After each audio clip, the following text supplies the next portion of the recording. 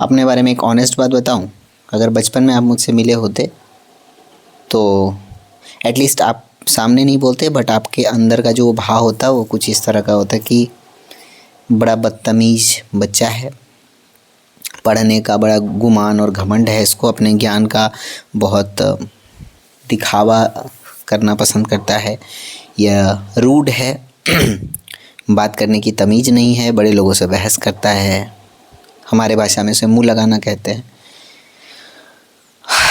और आज मैं जो हूँ कैमरे के सामने वो मेरी रियल पर्सनैलिटी है। हाँ, मैं थोड़ा मजाकिया टाइप का इंसान हूँ, हंसी मजाक करता हूँ। मुझे अपने क्लासेस में भी पढ़ाते हुए मजाक करना अच्छा लगता है। मैं जहाँ बैठता हूँ प्रयास करता हूँ कि 2-4 लोग मेरे वजह से अगर हंसें तो मुझे अच्छा लगता है। मुझे अच्छा लगता है कि मैं किसी की हंसी का रीज़न बन सका। बट जो बचपन वाला मैं था ना, जिसको रूड, बदतमीज और बहुत सारी चीज़ें बोली जा सकती हैं,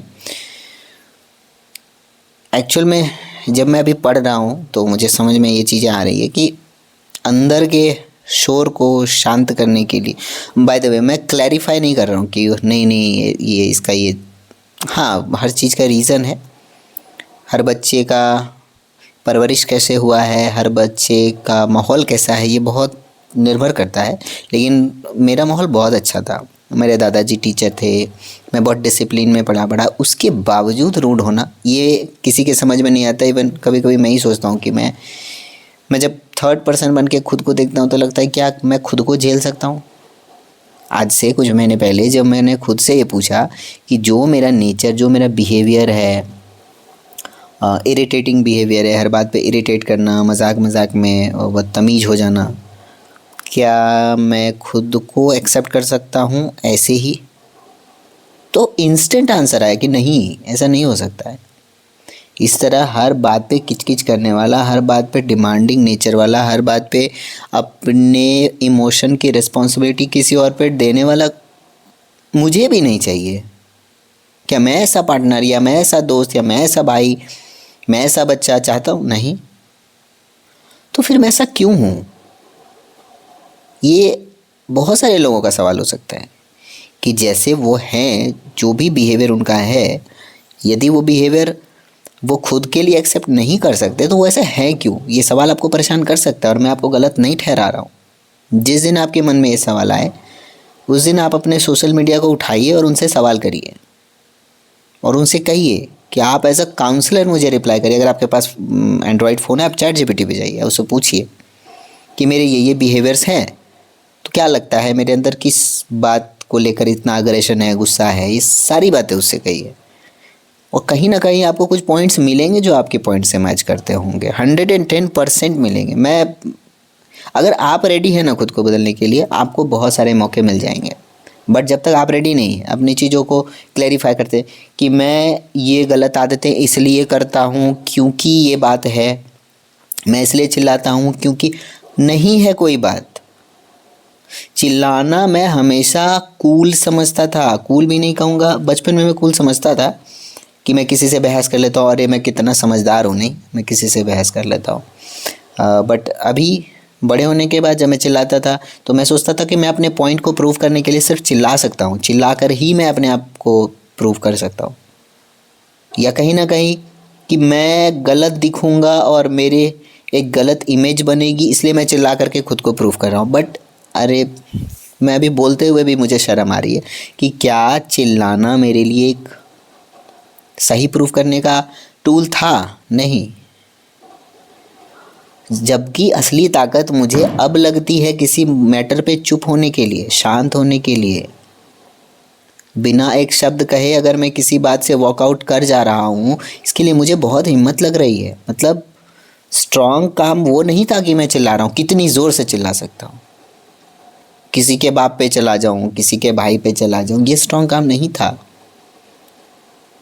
आई एम श्योर आप लोगों से होता होगा, और मुँह से निकल जाती होगी बहुत सारी बातें, फिसल जाती होगी, फिर लगता होगा मेरा ये इंटेंशन नहीं था। हाँ बिल्कुल, बट इंटेंशन नहीं दिखता है भाई, नहीं दिखता है इंटेंशन।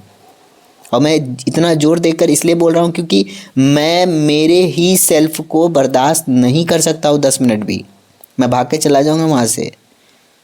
और जो लोग मुझे एक्सेप्ट कर रहे थे इतने सालों से, मुझे फिर भी प्यार दे रहे थे, केयर दे रहे थे, कॉन्स्टेंटली मेरे लिए चीज़ें किए जा रहे थे, मेरे भले के बारे में सोच रहे थे, मैं हैट्स ऑफ करता हूँ उनको। और हैट्स ऑफ एक शब्द है जो उनके प्यार को जस्टिफाई नहीं कर सकता है। वो लोग सच में मुझसे बहुत प्यार करते हैं। मुझे नहीं पता मैं अभी इस टॉपिक पे बात क्यों कर रहा हूँ। मे बी शायद मेरा टॉपिक ये था कि मैं बचपन में कैसा था और मैं आज किस चीज़ को महसूस कर पा रहा हूँ। बट मैं बोलते हुए महसूस कर पा रहा हूँ कि एक इरिटेटिंग इंसान खुद के बिहेवियर को जस्टिफाई करता रहता है जब तक उसको कहीं सॉल्यूशन नहीं मिलता है। लेकिन जिस दिन उसको समझ में आ गया कि ये 10 पॉइंट्स हैं, ये 100 पॉइंट्स हैं, ये 50 पॉइंट्स हैं जो मेरे अंदर गलत है, क्या मैं खुद के लिए ये चीज़ें बर्दाश्त कर सकता हूँ। लेट्स सपोज़ कि मैंने किसी को गाली दी और किसी ने मुझे गाली दी, क्या मैं वो गाली बर्दाश्त कर सकता हूँ? नहीं। तो मैं किसी को गाली दे करके कैसे सोच सकता हूँ कि अगले दिन वो मुझे माफ़ कर दे?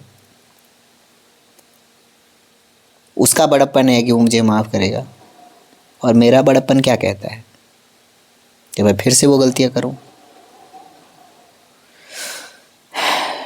ये स्पिरिचुअल कनेक्शन मुझे परफेक्ट बनाने के लिए है ही नहीं। ये मैनिफेस्टेशन, ये एंजल नंबर्स, ये डिवाइन एंजल जो भी चीज़ें, जो किताबें मैं आजकल पढ़ रहा हूँ, जो किताबें मुझे इन्फ्लुएंस कर रही हैं अच्छे की तरफ जाने के लिए, वो साफ साफ यही कहती हैं कि स्पिरिचुअल कनेक्शन या सेल्फ नॉलेज बढ़ना परफेक्ट नहीं बनाता है आपको। ये परफेक्ट बनाने की होड़ है ही नहीं कि मैं सबसे परफेक्ट हूँ, बहुत दूध का धुला। नहीं, परफेक्शन नहीं चाहिए आपको, परफेक्ट नहीं बनना। परफेक्ट का मतलब है उससे बेहतर और कुछ भी नहीं। मतलब आप अब सीखने के लिए रेडी नहीं हो, मैं सीखने के लिए रेडी नहीं हूँ, और मुझे वो नहीं बनना है। मेरे हर दिन की जर्नी को मैं बोरिंग नहीं बना सकता। अगर मैं कुछ सीख नहीं रहा हूँ तो मैं क्या कर रहा हूँ? सुबह उठकर खाकर काम करके वापस आके सो जा रहा हूँ, ये बोरिंग लाइफ है। एटलीस्ट मेरे लिए अभी मेरी लर्निंग यही है। हो सकता है आगे चल के मैं और भी चीज़ें इसमें समझ पाऊँ। अभी मैं सीख रहा हूँ, मैं सीखने की जर्नी में और सीखूँगा और बेहतर बातें करूँगा और बेहतर अपनी फीलिंग आपसे शेयर करूँगा। बट नाम जप से, पूजा पाठ के रिचुअल्स से, पूजा पाठ में भगवान से बढ़ते मेरे कनेक्शन से मुझे एक चीज़ समझ में आई कि चिल्लाना मजबूती का, स्ट्रॉन्ग होने का, कूल होने का या स्ट्रॉन्ग दिखने का टूल्स नहीं है। ये वो इमोशन है ही नहीं। किसी बात में अपने अंदर के इंसान को चुप रखना कि बस इसके आगे तुम्हें नहीं बोलना है क्योंकि बात बिगड़ जाएगी। कहते हैं ना बोलते बोलते कि ये बात बोलनी नहीं चाहिए, मगर अरे नहीं बोलनी चाहिए तो नहीं बोलो। बट मैंने हमेशा वही किया, नहीं बोलनी है फिर भी मैं बोलता रहा। आज भी मुझसे गलतियाँ होती हैं। मैं हर दिन एक नेगेटिव पॉइंट्स पे आता हूँ, बट उससे निकलना अब मुझे आ गया है। स्पिरिचुअल जर्नी आपको यही सिखाती है। ये बहुत हार्श बातें हैं खुद के लिए, और कहते हैं ज्ञान देना। अरे मैं ज्ञान नहीं दे रहा, ज्ञान देना मेरा काम है ही नहीं। उसके लिए बहुत बड़े बड़े लोग बैठे हैं। मैं बस खुद को कैमरे के सामने, जिन लोगों ने मुझे सब्सक्राइब किया है उनके सामने मैं खुद को एक्सेप्ट करने की ताकत रखता हूँ, और इस बात के लिए मैं खुद पर प्राउड फील करता हूँ कि मैं अपने गलत बिहेवियर को जस्टिफाई किए बिना उसे गलत ठहरा रहा हूँ, और उससे बाहर आना मैं सीख रहा हूँ। मैं बस इतना फीलिंग आपसे शेयर करना चाहता हूँ। आप मत जाओ किसी से कहने कि ऐसा ऐसा है। एटलीस्ट अपने आप में जिस दिन आपको लगे कि हाँ ये चीज़ें गलत है, मुझे ठीक करनी, कुछ समझ नहीं आए, नाम जप का सहारा ले लो। कुछ सिचुएशन आया, वहाँ पे लग रहा है कि मेरे मुंह से बात स्लिप हो जाएगी, मैं नहीं कंट्रोल कर पा रहा हूँ। कहते हैं लोग कि नहीं कंट्रोल कर सका मैं, पर आप कर सकते हो।